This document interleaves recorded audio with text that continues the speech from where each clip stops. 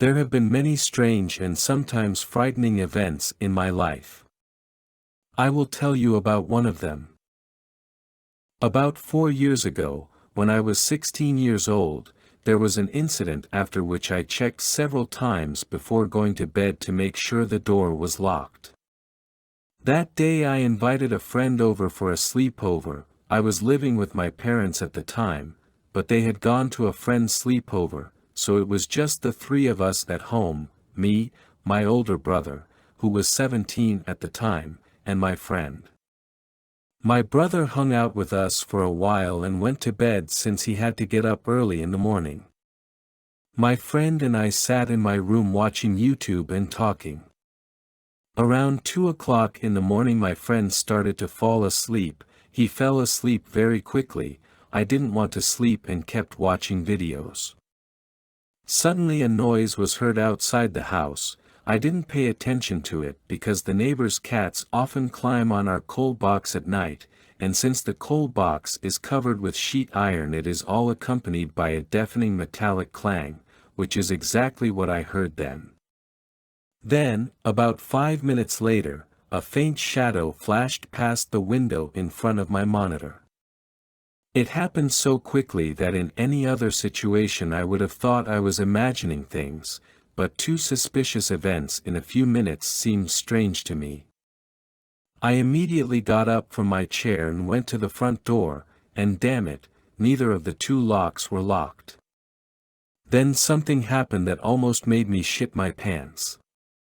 After locking both locks, I decided to turn on the yard light and look through the peephole. When I looked through the peephole there was a scary face in front of it. From the surprise I screamed, "Fuck," and jumped away from the door. Behind the door was the face of a man of about 25 to 30 standing close to the peephole. I looked through the peephole again to get a closer look at the stranger, and then he spoke. The stranger asked me to let him in, saying he needed help, but you know what the creepiest part was? His emotions, or should I say, his complete lack of them. The stranger's words sounded very convincing. There was real fear in his voice, as if he really needed urgent help on which his life depended, but there was absolutely no emotion on his face, nothing but lip movement, a completely blank look. I was unrealistically creepy, just standing there staring at him, begging to let him in louder, more fear in my voice with each passing second. Suddenly I heard footsteps behind me. I turned around and saw my brother. I didn't even immediately notice as the stranger fell silent. My brother asked me, "What are you doing?" I answered that someone had broken into our yard. Then I looked through the peephole again. There was no one at the door. What the hell? Thought to myself at the time. I told my brother that I had just seen a man at the door and that he had asked me to let him in. He believed me and said he had also seen someone at the window, but thought he was imagining things. After that we turned off the lights in the house and started looking out the windows trying to find the stranger, but there was no one there. Suddenly there was a wild scream from my friend's room. My brother and I flew into the room and saw a man standing at the window in my room, with the same unemotional face, but his eyes had turned from empty to predatory, even though the yard light was on and the house was dark, and he just couldn't see us. He was looking straight into my eyes. I was stunned, and then he gives out his first and only emotion. His face stretches into a wide smile. He raises his hand to his face level. In his hand you can see a huge hard knife. Slowly bringing the knife to the window, he began methodically tapping the tip of the knife on the glass while continuing to smile eerily. At this point my brother was already on the phone with the dispatcher, calling the police. I don't know why we hadn't done this before. For some unknown reason none of us had even considered calling the police before. As soon as my brother finished talking to the dispatcher, we ran to another room. Neither of us had any desire to stay in the room with this deranged man standing outside the window. The police arrived about 10 minutes later, but there was no one in the yard. the crazy man ran away. We said the police made a sketch of the stranger. The police contacted our parents and stayed with them until they arrived. Even though there were reports of this lunatic all over town, he was never caught. I'm grateful to my intuition that it occurred to me to check if the door was locked, and to my father for his caution. Our house has bars on every window. Who knows what would have happened if they hadn't been there.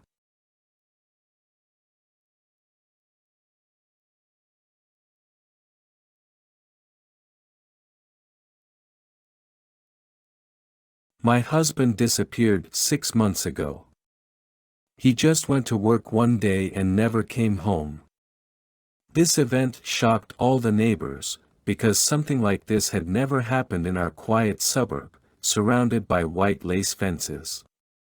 The police launched an investigation. Neighborhood Watch went around the neighborhood, but no one found a single clue that could clarify what had happened to him. Our family struggled with grief in vain.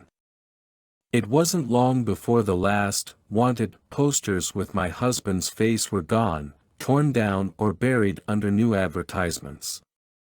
The police contacted me less and less frequently, and gradually the calls dried up.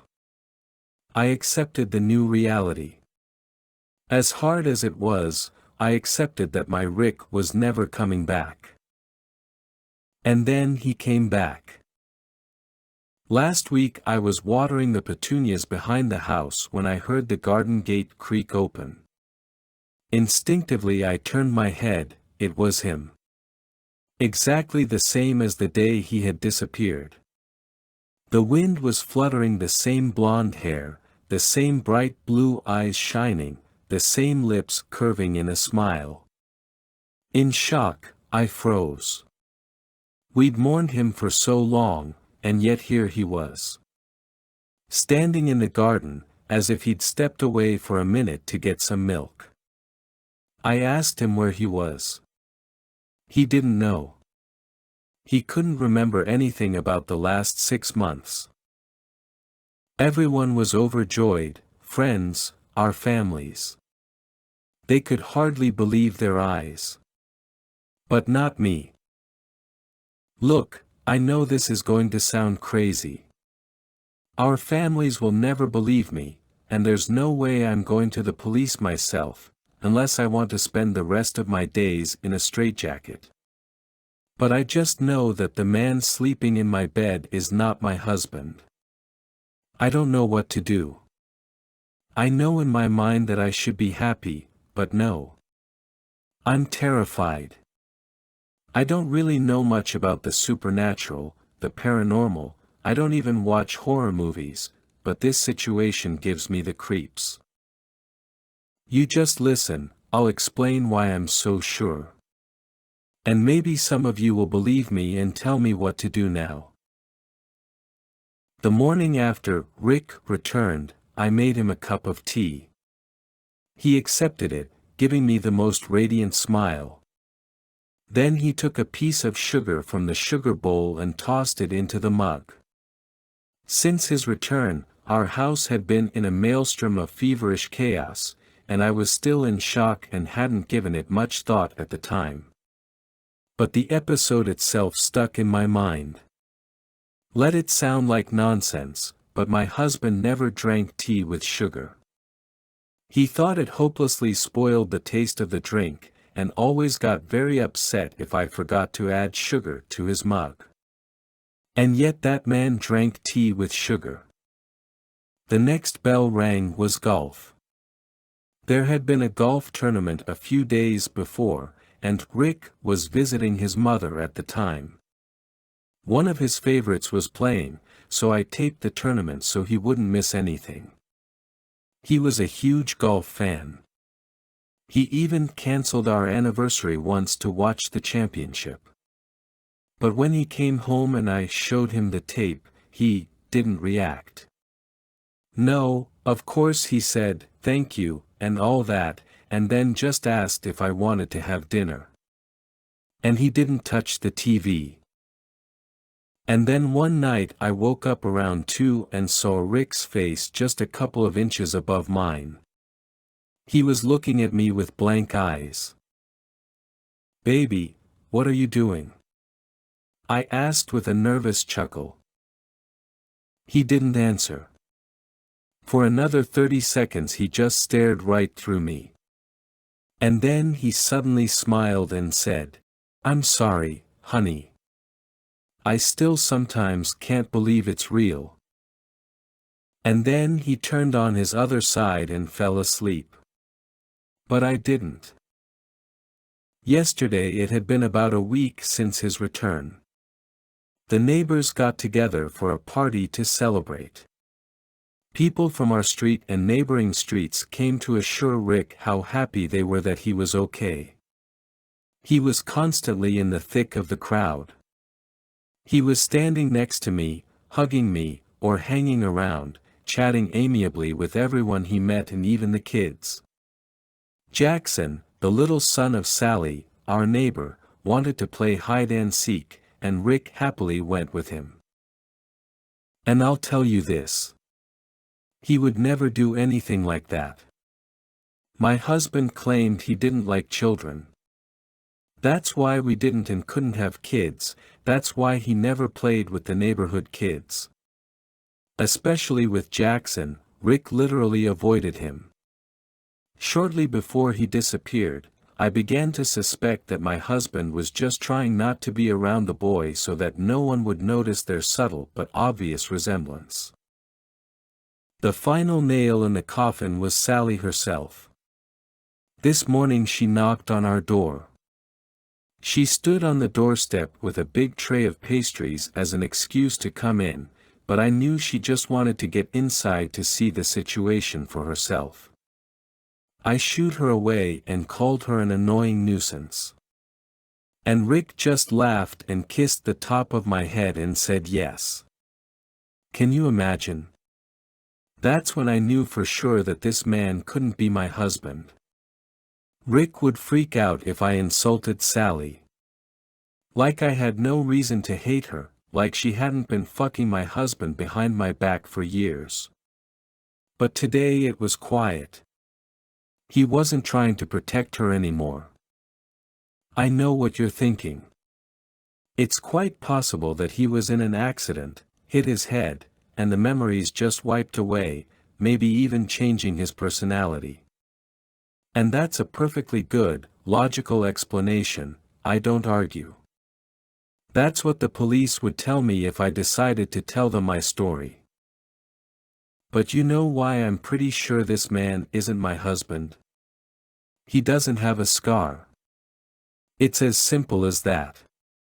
If it really were Rick, he'd have a scar on his forehead from the golf club I hit him with.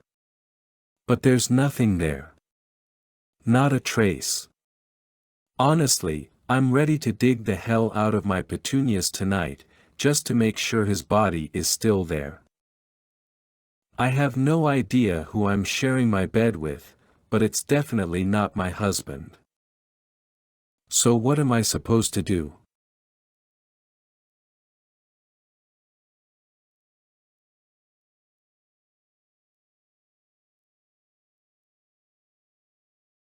My realtor says I'm crazy and making trouble for myself, but I just can't go against my conscience.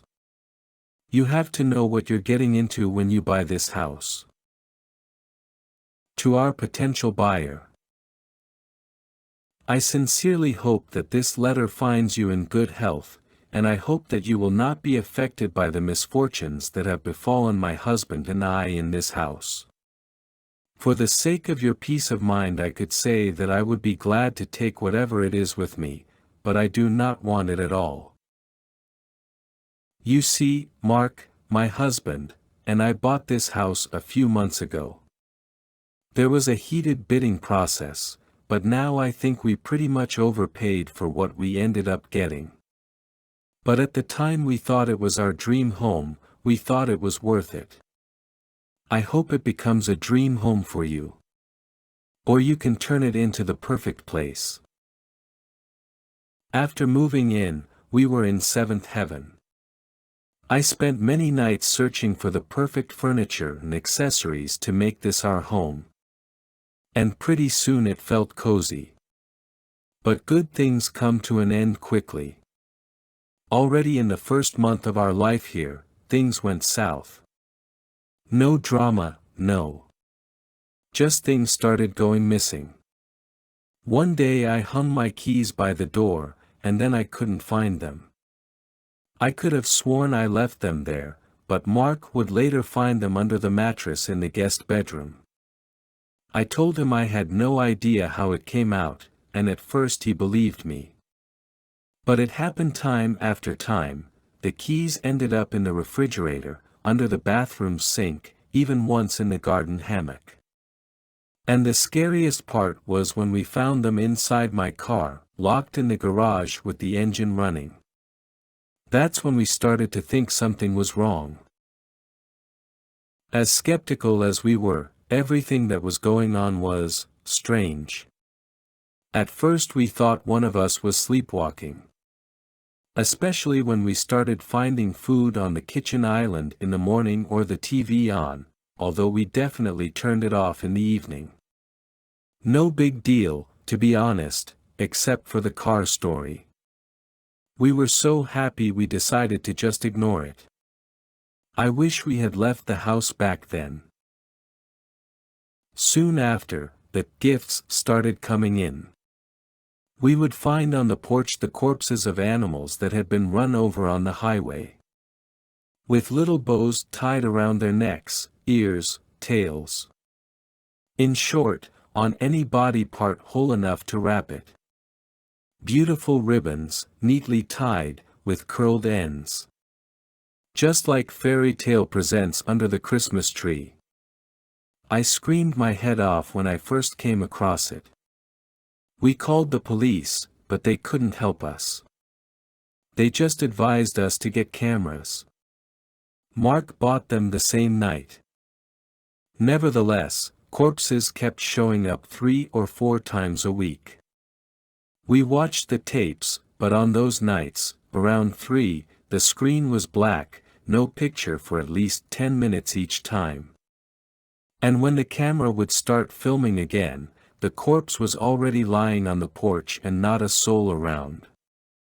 Mark stopped sleeping at night, trying to catch whoever was doing this in the act. When the doors started slamming and the lights started flashing, we began to think we needed to look for not who, but what. I could list all the things that happened during that time, but I'd rather not remember the countless nights without sleep that we had to endure. But I will tell you that at night we heard footsteps stomping back and forth down the hallway. Mark would jump out the door and rush headlong into the hallway, but all he would find was the silence of the night. The lights went out, but only in our house. The neighbors were fine. I could tell that someone was just turning off our electricity, but the radio in the kitchen would suddenly turn on and roar old music into the darkness of the rooms. We convinced ourselves that it was just an old house, that it was just settling down. But we didn't believe it ourselves either. I told my friend, and she suggested fumigating the house with sage. I felt totally crazy inviting some woman I found on the internet into our house to get rid of the evil spirits that inhabited it. But that night was better than the others. I felt much calmer and we managed to get a good night's sleep. As I'm sure you've already guessed, if only because we moved out, the peace didn't last long. The very next morning, a new gift appeared on our porch. Usually they were the corpses of small animals, squirrels or mice, but this time there was a cat, most likely a wild cat, with a bow around its neck and a small box nearby, lying on the doorstep. I opened it, which I still regret. Inside were neatly arranged in 2 rows of sharp teeth. The police later said they'd been ripped out of the same cat. That day we decided to move out. We had pissed something off by moving into that house, whether it was human or not, it wasn't worth it. We tried to live there for about 3 months, but in the end, I told Mark that I didn't want to be like those horror movie characters you shout at the screen, "Leave now." Especially since we could afford another house. That's why I wrote this letter. I wanted to make sure you understood what you were doing. I know some people might call me an idiot, but I can't in good conscience dump this burden on someone else without telling them the whole story. If you don't want to close the deal, I understand. If you do decide to, however, please feel free to ask us any questions. Yours sincerely, N. Lee. I smiled as I read the note and nodded to my realtor to sign the papers. After signing my name and dotting my I's, I walked out of his office with the keys to the house. We were closing the deal that day, and the former owners were so eager to get a quick wrap-up that they gave up $100,000 of the market value. As I walked through the doors of my new abode, I sighed triumphantly. What else could it be? I had finally gotten the house of my dreams. It was easy to get the keys out of her and hide them. She always left a bunch by the front door, and I took a copy of their spare key and used it to sneak into the house. I planted keys in all sorts of random places, and on one of my visits I grabbed the remote from their old kitchen radio. These idiots didn't even realize that the radio was battery operated. And every time I turned off the light, I turned it on with the push of a button.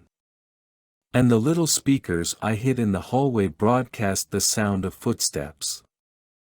I turned them on at night and turned them off as soon as I heard him get out of bed. The animals were the hardest part. I had to figure out how to connect to the cameras and turn off the recording for a few minutes while I tossed the road-crushed highway victims on the porch. Honestly, I don't remember a cat being among them, but I must have been drunk when I brought it in. The teeth in the box are a nice touch, great that my alcohol-drenched brain came up with that. Those oafs were kind enough to leave me the whole setting.